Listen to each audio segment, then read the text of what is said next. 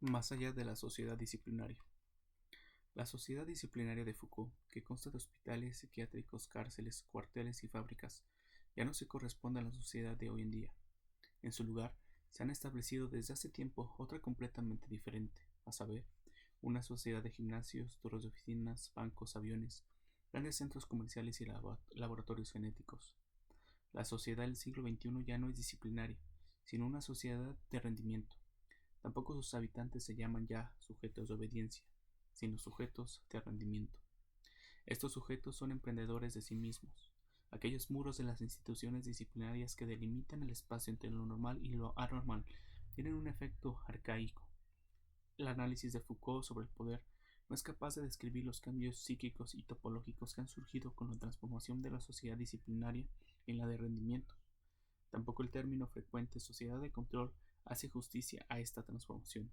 Aún contiene demasiada negatividad. La sociedad disciplinaria es una sociedad de la negatividad. La define la negatividad de la prohibición. El verbo modal negativo que la caracteriza es el no poder, incluso el deber. Le es inherente una negatividad, la de la obligación. La sociedad del rendimiento se desprende progresivamente de la negatividad.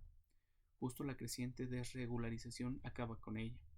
La sociedad del rendimiento se caracteriza por el verbo poder positivo poder, sin límites.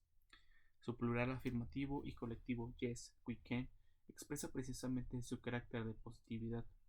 Los proyectos, las iniciativas y la motivación reemplaza la prohibición, el mandato y la ley.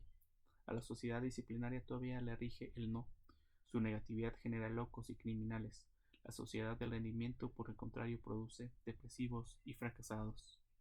El cambio de paradigma de una sociedad disciplinaria a una sociedad de rendimiento detona una continuidad en un nivel determinado. Según parece el inconsciente social, le es inherente el afán de maximizar la producción. A partir de cierto punto de productividad, la técnica disciplinaria, es decir, el esquema negativo de la prohibición, alcanza de pronto su límite. Con el fin de aumentar la productividad se sustituye el paradigma disciplinario por el de rendimiento, por el esquema positivo del poder hacer, pues a partir de un nivel determinado de producción, la negatividad de la prohibición tiene un efecto bloqueante e impide un crecimiento ulterior. La positividad del poder es mucho más eficiente que la negatividad del deber. De este modo, el inconsciente social pasa del deber al poder. El sujeto de rendimiento es más rápido y más productivo que el de la obediencia. Sin embargo, el poder no anula el deber. El sujeto de rendimiento sigue disciplinado. Ya ha pasado por la fase disciplinaria. El poder eleva el nivel de productividad obtenida por la técnica disciplinaria, esto es, por el imperativo del deber. En relación con el incremento de productividad, no se da ninguna ruptura entre el deber y el poder, sino una continuidad. Alain Ehrenberg sitúa la depresión en el paso de la sociedad disciplinaria a la sociedad del rendimiento. El éxito de la depresión comienza en el instante en que el modelo disciplinario de gestión de la conducta, que de forma autoritaria y prohibitiva otorgó sus respectivos papeles tanto a las clases sociales como a los dos sexos, es abandonada a favor de una norma que induce al individuo a la iniciativa personal, que lo obliga a devenir él mismo. El deprimido no está a la altura, está cansado del esfuerzo del devenir él mismo. De manera discutible, Alain Ehrenberg aborda la depresión solo desde la perspectiva de la economía del sí mismo. Según él, el imperativo social de pertenecer solo a sí mismo causa depresiones. Ehrenberg considera la depresión como la expresión patológica del fracaso del hombre tardomoderno del devenir él mismo, pero también la carencia de vínculos, propia de la progresión, fragmentación y atomización social, conduce a la depresión. Sin embargo, Ehrenberg no plantea este aspecto de la depresión. Es más, pasa por alto asimismo la violencia sistémica inherente a la sociedad de rendimiento, que da origen a infartos psíquicos. Lo que provoca la depresión por agotamiento no es el imperativo de pertenecer solo a sí mismo, sino la presión por el rendimiento.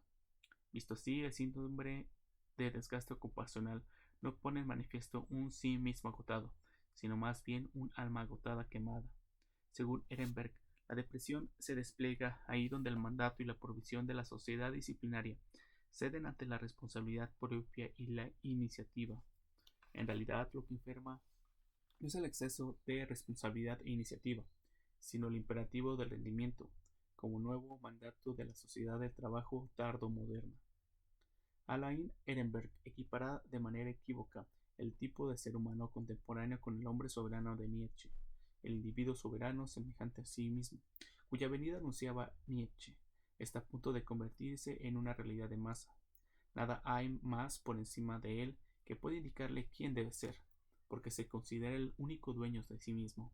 Precisamente Nietzsche diría que aquel tipo de ser humano que está a punto de convertirse en una realidad de masa ya no es ningún superhombre soberano, sino el último hombre que tan solo trabaja.